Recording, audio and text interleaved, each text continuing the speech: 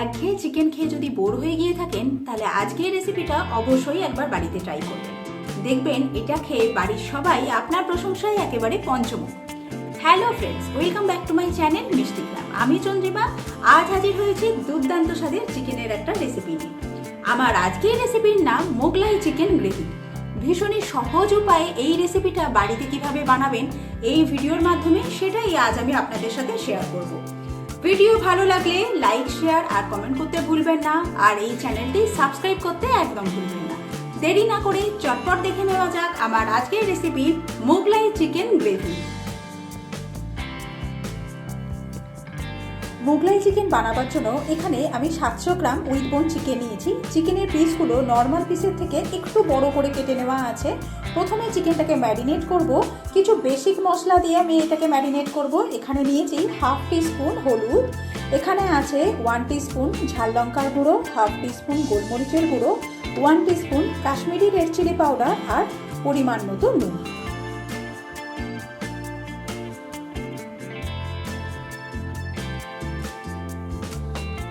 এবার এর মধ্যে একটা অর্ধেক পাতিলেবুর রস অ্যাড করে দিচ্ছি।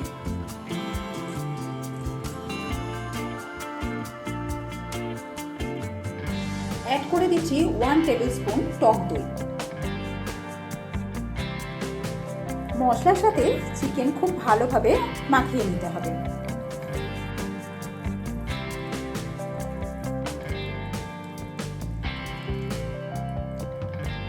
চিকেনের গায়ে ভালোভাবে মশলা মাখানো হয়ে গেলে আমরা এটাকে ম্যারিনেশনের জন্য 1 থেকে 1.5 ঘন্টা রেখে দেব।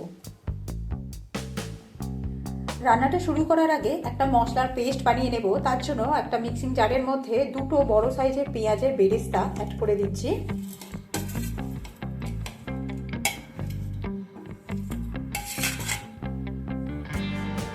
অ্যাড করে দিচ্ছি 10টা গোটা কাজু। এবার অ্যাড করে দেবো টক দই। 3 টেবিল স্পুন টক দই আমি এতে দিয়ে দিচ্ছি।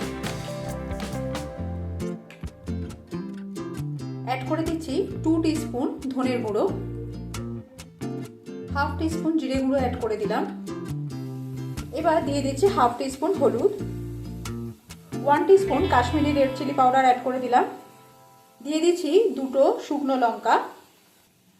এখানে অ্যাড করে দিচ্ছি হাফ জয়িত্রী ফুল, দিয়ে দিচ্ছি 2 ছোট এলাচ। অল্প একটু জল অ্যাড করে এর একটা ফাইন পেস্ট বানিয়ে নেব। রান্নাটা করার জন্য আমি কড়ার মধ্যে দিয়ে দিচ্ছি বেরেস্তা ভাজা তেল। তেলের মধ্যে গোটা মশলা হিসেবে দিয়ে দিচ্ছি 2 লবঙ্গ, 2 ছোট এলাচ আর একটা দারচিনির স্টিক।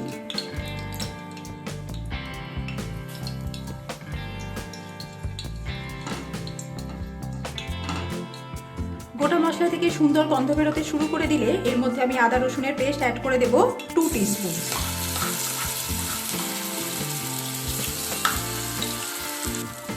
আদা রসুনটাকে ভেজে নেব একটু সময় নিয়ে। আদা রসুন ভেজে নেওয়া হয়ে গেলে এর মধ্যে আমি ম্যারিনেট করে রাখা চিকেন অ্যাড করে দেব।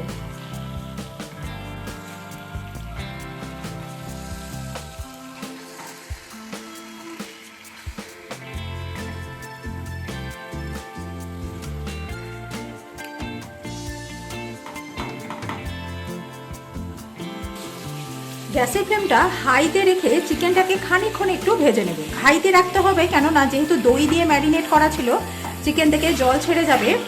চিকেনটার গায়ে লাইট ব্রাউন কালার না ধরা পর্যন্ত চিকেনটাকে একটু আদা রসুনের সাথে ভেজে নিতে হবে।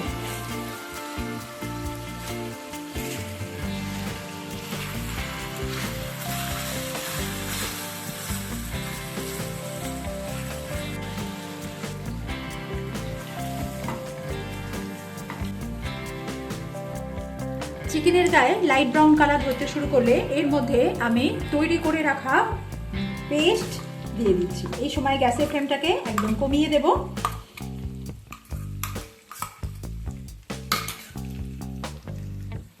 পেস্টটা দেবার পর বাটির গায়ে লেগে থাকা মশলা ধুয়ে সামান্য পরিমাণ জল অ্যাড করে দিচ্ছি। সমস্ত কিছু খুব ভালোভাবে এবার কষিয়ে নেব।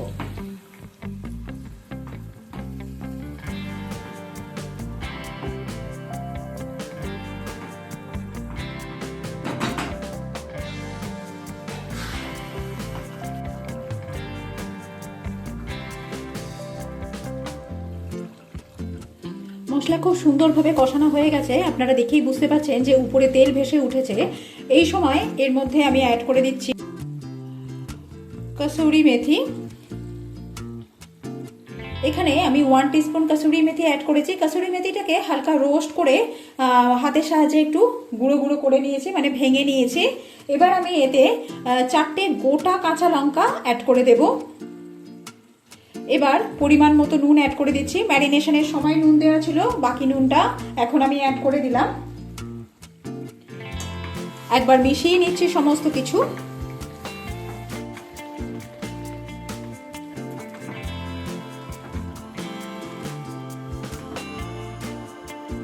এবার এর মধ্যে আমি জল অ্যাড করে দেব।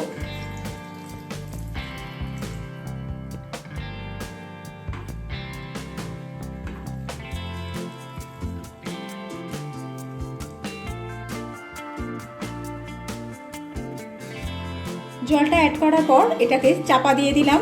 এইভাবে প্রায় 15 থেকে 20 মিনিট আমি রান্না করে নিচ্ছি।